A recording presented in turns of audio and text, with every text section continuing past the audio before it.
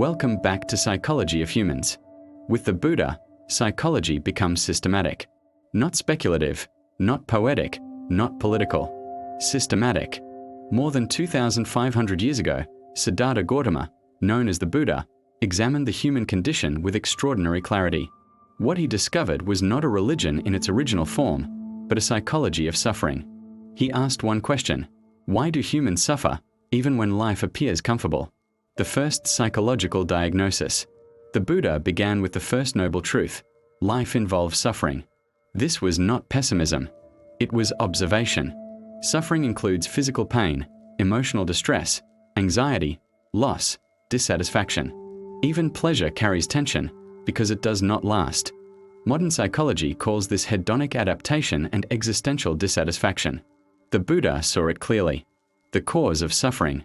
The second noble truth identifies the cause: craving. Craving for pleasure, certainty, control, identity, permanence. We cling to experiences we want to keep. This constant pushing and pulling creates tension. Psychologically, this is attachment. Attachment is not love. It is fixation. Impermanence as psychological law. The Buddha taught that everything is impermanent. Thoughts, emotions, bodies, relationships, identity change. Suffering intensifies when we treat temporary things as permanent. Modern psychology supports this. Emotional states are transient. Resistance to change creates distress. The illusion of self. One of the Buddha's radical insights is anatta, non-self. He argued that what we call self is not a fixed entity. It is a collection of sensations, perceptions, thoughts, impulses, consciousness. These components constantly shift. Clinging to a rigid identity produces fear. When identity loosens, suffering decreases. This aligns with modern research on identity flexibility and ego attachment. The third truth: freedom is possible. The Buddha did not stop at diagnosis. He proposed that suffering can end, not by eliminating pain, but by eliminating attachment. When craving reduces, suffering reduces. This is not suppression. It is awareness without grasping. Modern acceptance-based therapies echo this directly. The fourth truth: a practical path. The Buddha outlined the Eightfold Path, a framework for psychological training. It includes right understanding, right intention, right speech, right action, right livelihood, right effort, right mindfulness, right concentration. This is behavioral, cognitive, and attentional training combined. It is psychology in action. Mindfulness as mental training. Mindfulness, observing thoughts and sensations without attachment, was central to the Buddha's method. Instead of reacting automatically, observe craving, observe anger, observe fear. When awareness increases, reactivity decreases.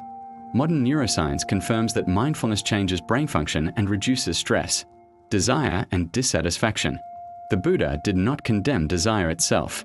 He warned against unconscious craving. Desire driven by awareness is different from desire driven by compulsion. When the mind constantly seeks more, it never rests. When craving softens, contentment appears. Compassion as psychological strength. The Buddha emphasized compassion, not as morality alone, but as mental training. Hatred and resentment create suffering within the mind that holds them. Compassion reduces hostility and stabilizes emotion. Modern research confirms that compassion practices improve mental well-being. The middle way. The Buddha rejected extremes: indulgence, self-denial. He proposed balance. Psychologically, extremes destabilize. Moderation sustains.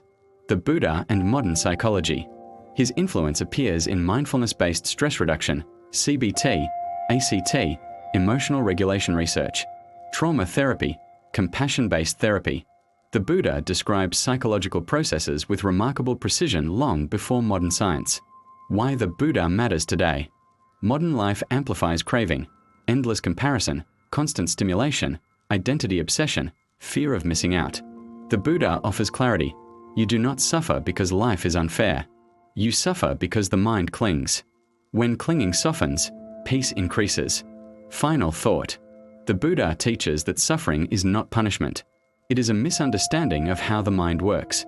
When you observe without grasping, when you act without attachment, when you accept impermanence, the mind becomes lighter. Liberation is not escape from life. It is freedom within it. Thanks for watching Psychology of Humans.